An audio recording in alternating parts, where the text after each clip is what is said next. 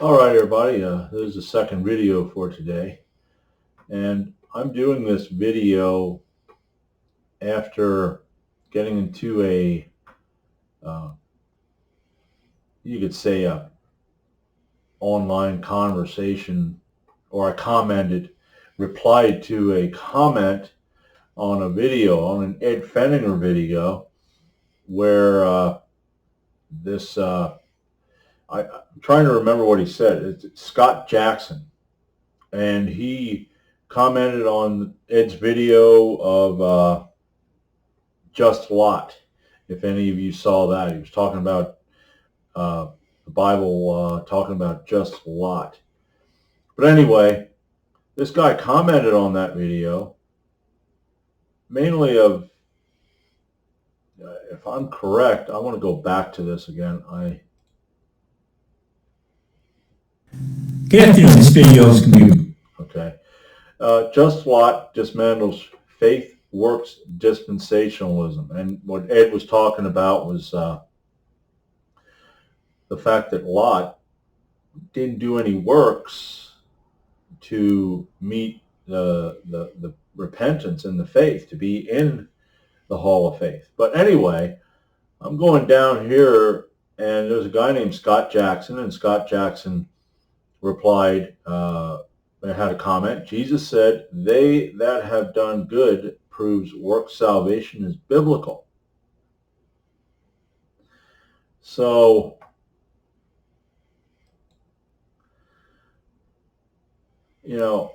so I decided what I'm going to do is go over to his channel. Now I'm looking down through this.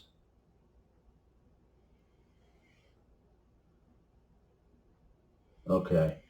But he believes, he said works salvation. Okay, but when I went over to his channel, if I can find it. No, well, there went YouTube. I hate that. I go the wrong way and then I get the wrong thing. But anyway,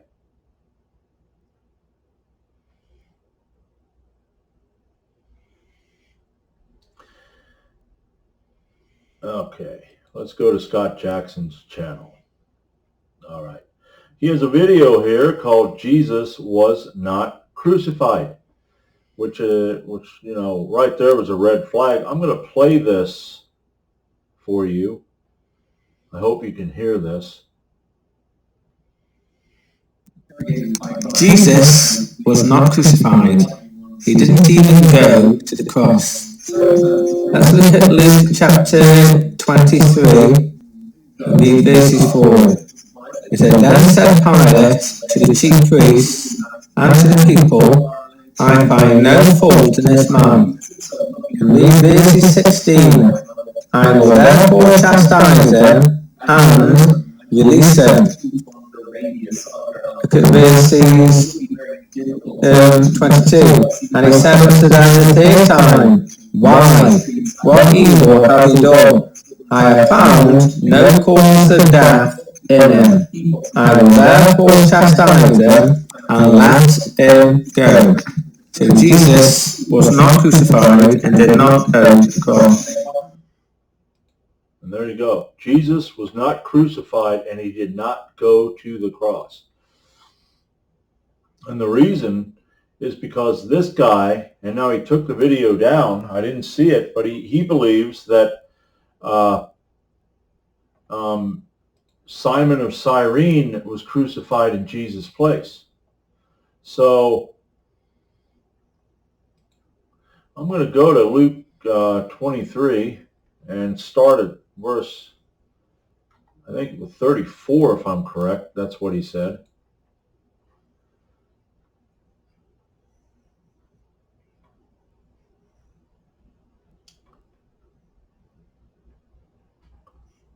Well, that's not the one that I'm looking for. I thought he said 23. Okay.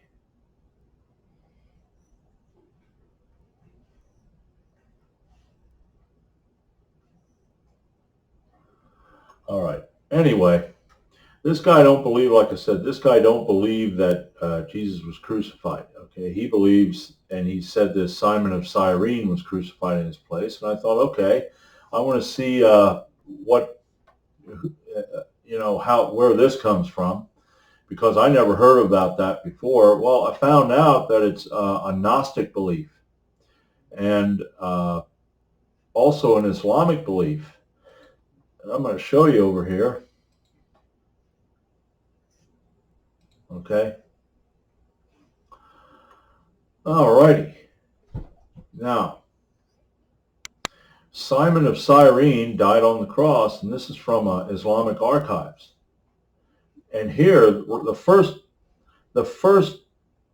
sentence here just is totally taken out of context and twisted to make you think that Simon of Cyrene was the one.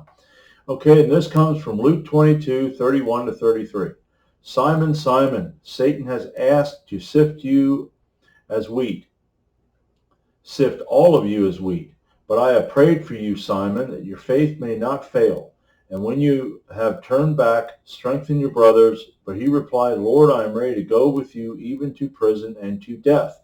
That's Luke 22:31 to 33. Now, I'm going to go in here and I'm going to show you, and those of you who know this, great. But I just want to show you how they just twist everything around here. Because here, I got to look down through this. I think I had it and I just messed it up. Okay, here it is, 31. And the Lord said, Simon, Simon, behold, Satan hath desired to have you, that he may sift you as wheat. Now, there's, back here, they say, all of you. All of you. So that's not even the proper verse. That he may sift you as wheat, talking to Simon. But I have prayed for thee, that thy faith fail not, and when thou art converted, strengthen thy brethren. And he said unto him, Lord, I am ready to go with thee both to prison and to death. And he said, I tell thee, Peter. So there you go. He's still talking to the same guy. That's Simon Peter. That's what his name was. Okay, then he tells him about the cock crowing and all that. So, but you go back here, and then they take this verse, and they go right into a certain man from Cyrene, Simon, the father of Alexander and Rufus, was passing by on his way in from the country, and they forced him to carry the cross. They brought him to the place called Golgotha, which means the place of the skull. Then they offered him wine mixed with myrrh, but he did not take it, and they crucified him, dividing up his clothes. That's ridiculous. Mark 15:21 to 27. Now let's go over here to Mark 15.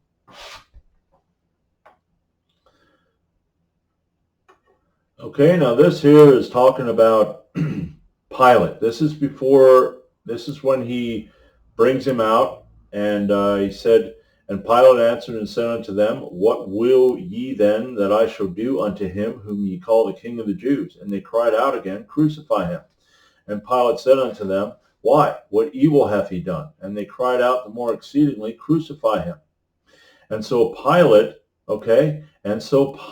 willing to content the people, released Barabbas unto them, and delivered Jesus, when he had scourged him, to be crucified. So right there you have it. He delivered Jesus to be crucified. So, I mean, this is nuts. This is you take verses out of context, and these people read this, okay? But they choose to deny it. That's how I see it. They choose to deny it. Now, you go down here, and they scourged him, they smote him, they beat him, they spit on him, and as he's carrying his cross, they led him away. And as they're carrying the cross, he's carrying the cross, 21, and they compel one Simon of Cyrene, who passed by coming out of the country, the father of Alexander and Rufus, to bear his cross.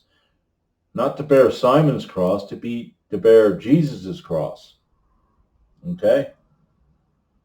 And then they took him to Golgotha, and they made him drink wine with myrrh. He didn't want to drink it because he was going to take everything. He was going to take and then they crucified him. Okay? They crucified who? Jesus. Okay? So right there it is. I mean, Pilate,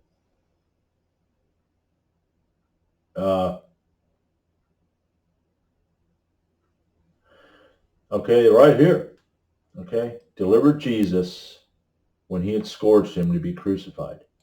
So, it's ridiculous. I'm going to go into another one here. Okay, because now that was Islam. Back here was Islam. That's their belief, and they're Gnostic. They have Gnostic. And then the Gnostic view.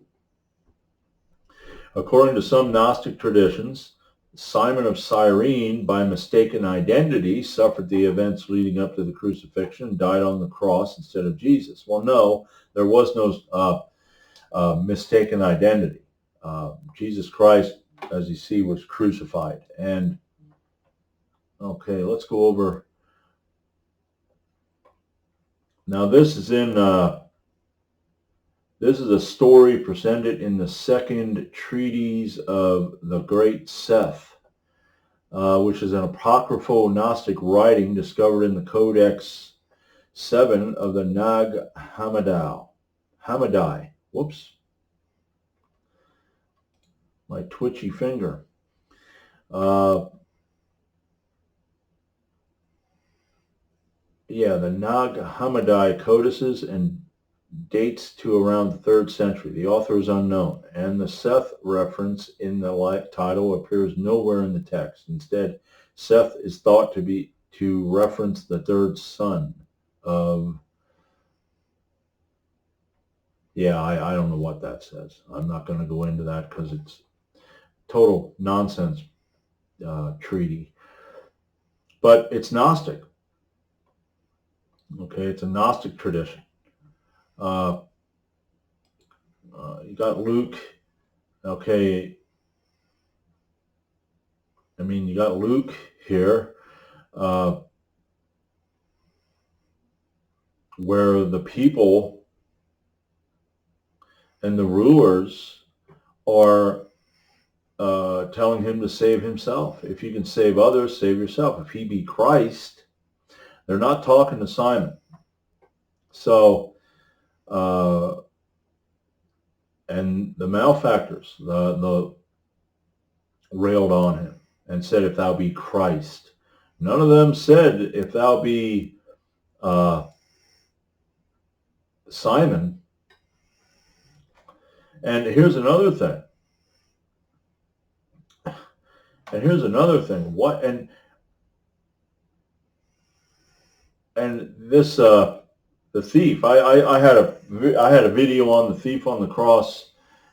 I think it was on repentance and salvation. But this thief, one thief rebuked him, saying, "Dost not thou fear God, seeing thou art in the same condemnation? And we indeed justly, for we receive the due reward of our deeds, but this man hath done nothing amiss." And he said unto Jesus, "Lord, remember me when thou comest into thy kingdom." And Jesus said unto him, "Verily I say unto thee, today thou shalt be with me in paradise." So there the thief is crucified next to Jesus, and he looks at Jesus and said, "Remember me." So these Gnostics and these Islamists are completely wrong, taking this out of context and using it for, it's a deception. It's a demonic deception that's keeping people like them damned, unsaved. But I'm glad that I ran into this guy here on YouTube, because that, this YouTube really gives me more ideas. And I'm going to do more on Gnosticism when I read up on it, because it's very interesting. It's a demonic, like what they call a doctrine of demons. That's what it is. And they dealt with this back in the first century when they were dealing with, after the Christians came in, and they call it Christian Gnosticism. There is no such thing as Christian Gnosticism. You can't mix oil and water. Okay? Christianity is oil. Gnosticism is water. They don't mix. So there's no such thing as Christian Gnosticism. There's true biblical Christianity, and then there's Gnosticism. So, all right, I stumbled through that. I had it down pretty good before I started, but then I'm always thinking of other stuff. So I just hope you got something out of that, and that if those of you that are watching this that believe the Simon of Cyrene nonsense, read the Bible. Don't just read one text. Read the entire chapter if you have to get the entire story, because it's context. Okay? And taking it out of context is going to mess you up. So until next time, this is Kramer Unstuck.